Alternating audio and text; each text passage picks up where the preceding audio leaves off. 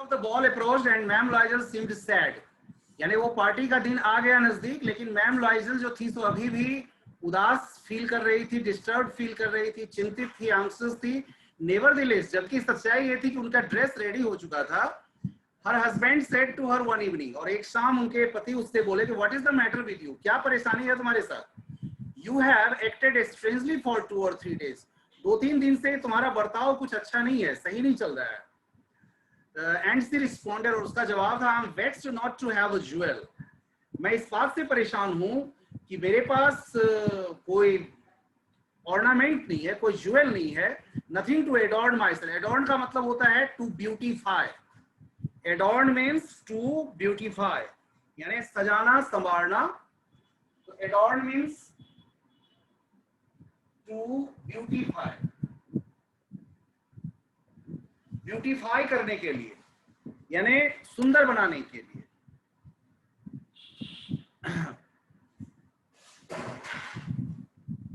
Adorn myself with, I shall have such a poverty stricken look. देखो तो मैं कैसी दिखूंगी, बिल्कुल गरीब सी दिखूंगी. ये गरीबी की छाप मुझ पर साफ पड़ती हुई महसूस करूंगी मैं. I would prefer not to go to this party. मेरा तो मन नहीं कर रहा है, मैं यही सोचती हूँ कि इस पार्टी में मैं ना जाऊं. He replied, तो उनका जवाब था, मिस्टर लॉयजल का जवाब था, you can wear some natural flowers. कुछ प्राकृतिक फूल वगैरह चाहो तो लगा सकती हो. In this season they look very chic. इस सीजन में वो बड़े अच्छे दिखते हैं, बड़े अच्छे लगते हैं. मतलब खास, चिक जो है सो स्लैंग वर्ड है, और ये बातचीत के दौरान यूज किया जाता है. किसी के बहुत अच्छे कपड़े या बहुत अच्छे लुक को देखकर हम कह सकते हैं you are looking very chic, है ना. But that is used in speaking. Okay guys. She was not convinced. इस बात से वो प्रभावित नहीं हुई. No, she replied. उसका जवाब था, there is nothing more humiliating than to have a shabby air in the midst of rich women. कहते हैं कि इन धनी महिलाओं के बीच में मेरा इतना घटिया लुक होगा, वो उससे ज्यादा ह्यूमिलिएटिंग कुछ भी नहीं होगा, इससे ज्यादा अपमानजनक मेरे लिए कुछ भी नहीं होगा. यानी मेरा सब कुछ जो है सो मेरे लिए अपमानजनक फीलिंग आएगी. Okay guys.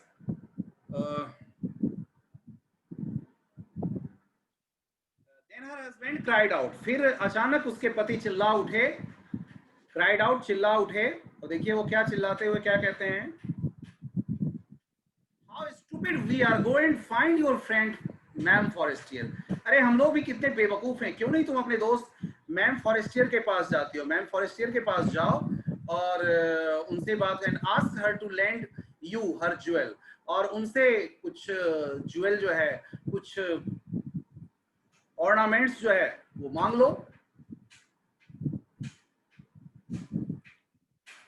She uttered a cry of joy. वो भी प्रसन्नता से चिल्ला पड़ी. इट्स ट्रू, हाँ ये तो सच है. She said, I had not thought of that. मैंने तो सोचा ही नहीं इसके बारे में.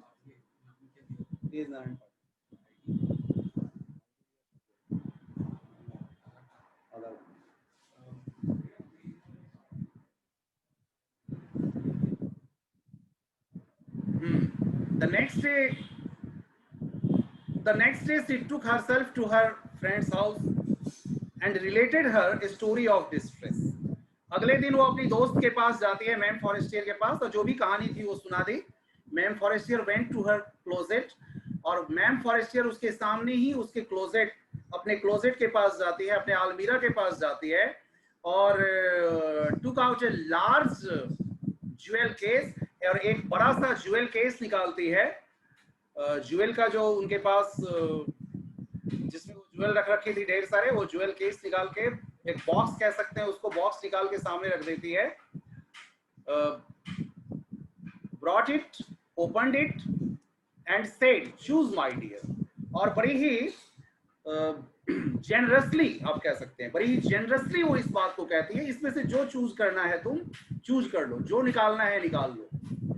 She saw at first some bracelets. सबसे पहले तो उसे कुछ ब्रेसलेट्स दिखाई पड़े. पहले ब्रेसलेट्स उसने देखा. Then a collar of pearls, फिर पर्ल्स के कुछ कॉलर उसको उसने चूज किए देखे, then Venetian cross of gold. ये सब देखो विशेष तरह के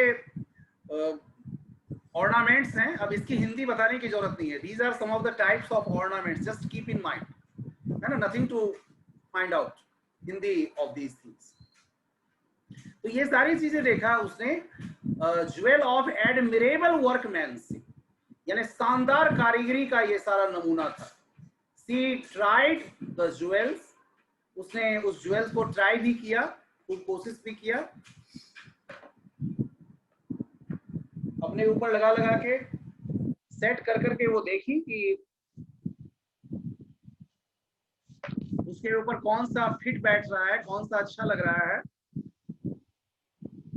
बिफोर द ग्लास, सामने ग्लास भी, शीशा भी था, शीशे में वो देख देख के अपने आप को देखती रही कि कौन सा उसको फिट बैठ रहा है। और डेंसी आज फिर पूछती है हैव यू नथिंग मोर, कुछ और नहीं है तुम्हारे पास? तो मैम फॉरेस्टियर का जवाब था why yes look for yourself, अरे तुम खुद देख लो ना। ये होता है जो मतलब उदारता, दोस्ती की जो उदारता होती है, वो उदारता दिखाते हुए उन्होंने कहा कि तुम खुद देख लो, जो देखना है देख लो, जो कुछ भी है तुम्हारे सामने देख लो ना। I do not know what will please you, मुझे पता नहीं कौन सी चीज तुमको पसंद आएगी, कौन सी चीज अच्छी लगेगी।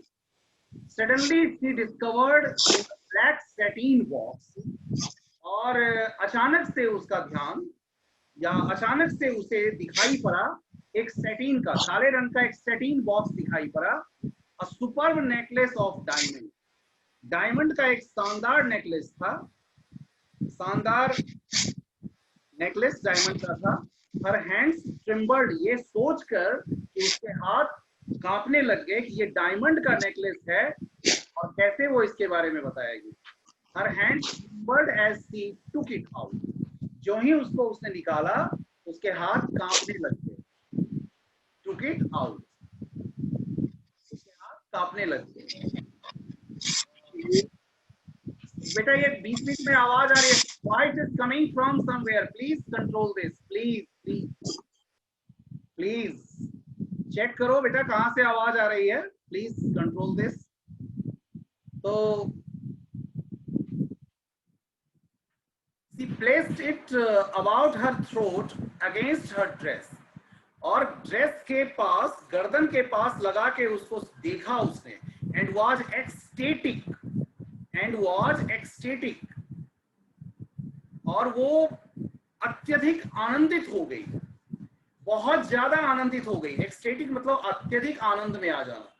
Then she asked in a hesitating voice, फिर कांपती हुई आवाज में, संकोच वाली आवाज में, जिसमें चिंताएं थी, फुल ऑफ एंजाइटी, चिंता भी भरी हुई थी।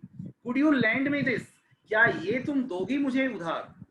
Only this, सिर्फ यही। Why yes certainly, और उन्होंने भी उसी उदारता पूर्वक कह दिया हाँ हाँ क्यों नहीं। She fell upon the neck of her friend, और वो इतना सुनते ही अपने दोस्त के गले लग गई। बेटा ये गले लगना है, गले पड़ना नहीं है, both are different thing, है ना। गले लगना और गले पड़ना में अंतर है ना।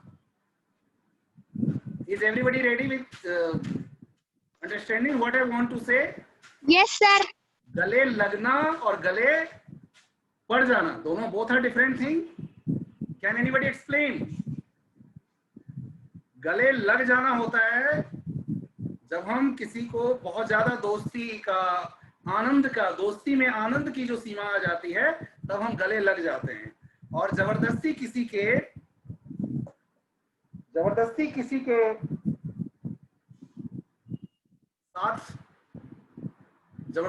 के साथ लग जाना वो होता है गले पड़ना। ठीक है, गले लगना और गले पड़ना।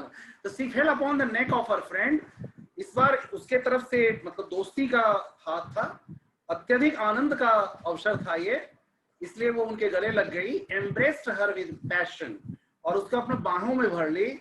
Then went away with her treasure, और अपने इस ट्रेजर के साथ, ट्रेजर क्या था यहाँ पे, उसका खजाना क्या था, वही diamond necklace. Diamond necklace was the treasure. और इस खजाने के साथ वो वहां से निकल पड़ी।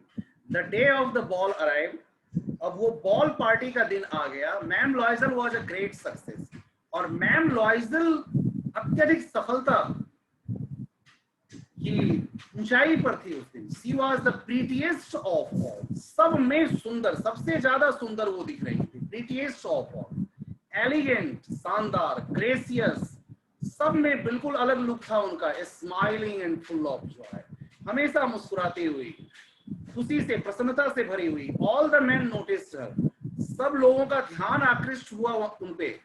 आस्क्ड हर नेम, सबने उनका नाम पूछा।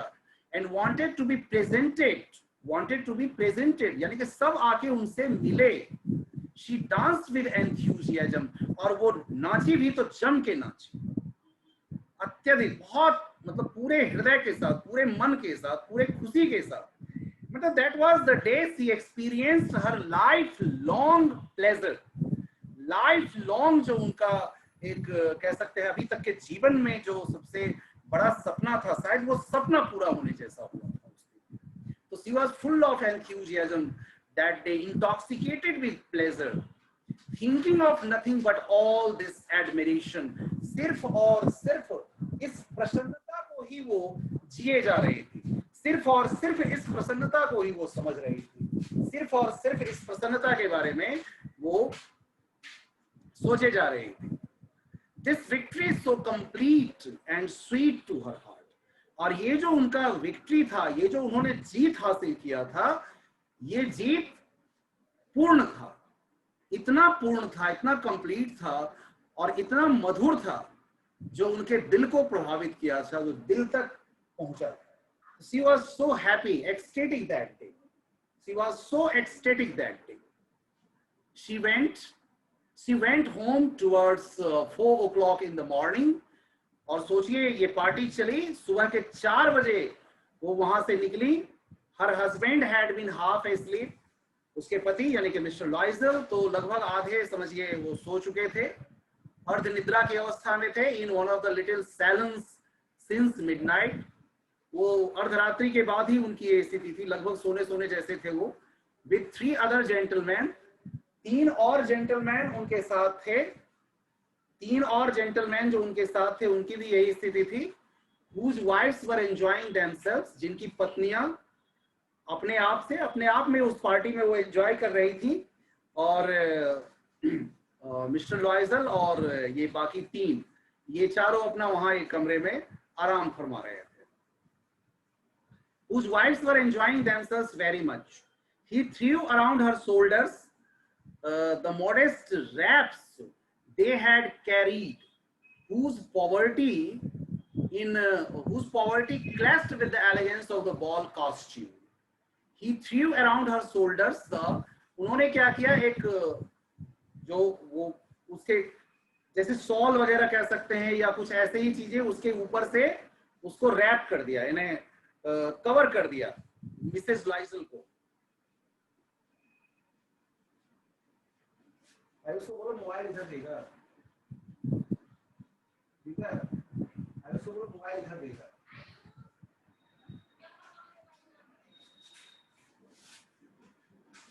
So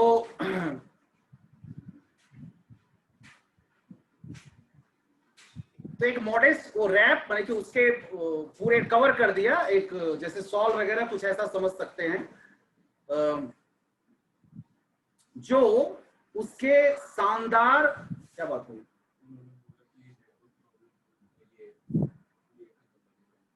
बैलेंस खत्म हुआ, किसका बैलेंस खत्म हो गया? अभी 1 महीना हुआ, लेकिन बैलेंस ही खत्म हो गया क्या? मेरा बैलेंस खत्म हो गया, बकवास कर रहा हूँ। तो ये है, हाँ, अनलिमिटेड है।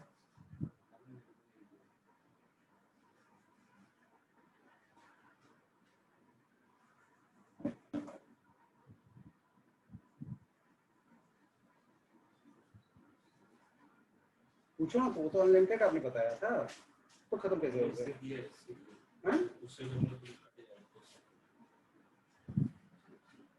नाम नहीं बोला, 600 का हमारा प्लान था।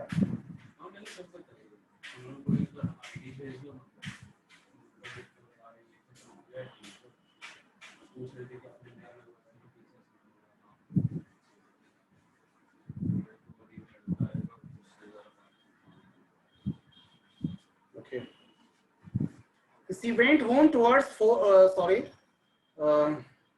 had carried whose poverty clashed with, यानी जो वो कवर उन्होंने किया था उसकी गरीबी साफ झलक रही थी. Whose poverty clashed with the elegance of the ball costume. She wished to hurry away in order not to be noticed by the other women who were rapping. और वो वहां से जल्दी जल्दी निकल जाना चाहती थी, जल्दी जल्दी वहां से निकल जाना चाहती थी. सी विश टू हरी, जल्दी से वहां निकल जाना चाहती ताकि बाकी औरतों की, बाकी जो धनी औरतें थी जो अपने आप को रैपिंग देमसेल्व्स इन रिच फर्स, जो अपने शानदार फर्स में अपने आप को फर के कपड़ों में लपेट रखा था, उससे वो मतलब उन बच के निकल जाना चाहती थी, उनकी नजर ना पड़े. लॉयजल डिटेन्ड हर, लॉयजल उसको रोके. वेट सेड ही, उसको रोकने की कोशिश की. वेट, रुको. I am going to call a cab, मैं एक कैब को बुला लेता हूं. But she would not listen and descended the steps rapidly, लेकिन वो अनसुना करके वो आगे बढ़ती चली गई. When they were in the street, जब वो गली में पहुंचे, दे फाउंड नो कैरेज, कोई भी कैरेज, कैरेज मतलब यहाँ पर आप घोड़ा गाड़ी कह सकते हैं, कोई ऐसी घोड़ा गाड़ी नहीं मिली उनको. And they began to seek for one, और वो खोजने लग गए, रुक के वहां पर वेट करने लगे. हेलिंग द कोचमैन, आवाज लगाना. हेलिंग का मतलब है आवाज लगाना. The coachman whom they saw at a distance, जिसको वो दूर से ही देख लिए थे. They walked along toward the river, और वो नदी की तरफ चल पड़े पैदल पैदल ही. Hopeless and shivering, बिल्कुल कांपते हुए, कोई आशा नहीं थी. Finally they found one of those old carriage, अचानक उनको एक पुराने घोड़ा गाड़ी दिखाई पड़ी. That one sees in Paris after nightfall, जो पेरिस में अक्सर नाइटफॉल के बाद दिखाई पड़ती थी. It took them as far as their door and they went wearily up to their apartment. और वो उनको दरवाजे तक छोड़ दिया, उनके दरवाजे तक. And they went wearily up to their, और अपने अपार्टमेंट में फिर वो उसी तरह से पहुंच गए. It was all over for her, आज की रात उसके लिए थी. It was all over for her, अब सब कुछ समाप्त हो. And on his part he remembered that, जहां तक उनकी बात थी, his part यानी मिस्टर लॉयजल के लिए, he remembered that he would have to be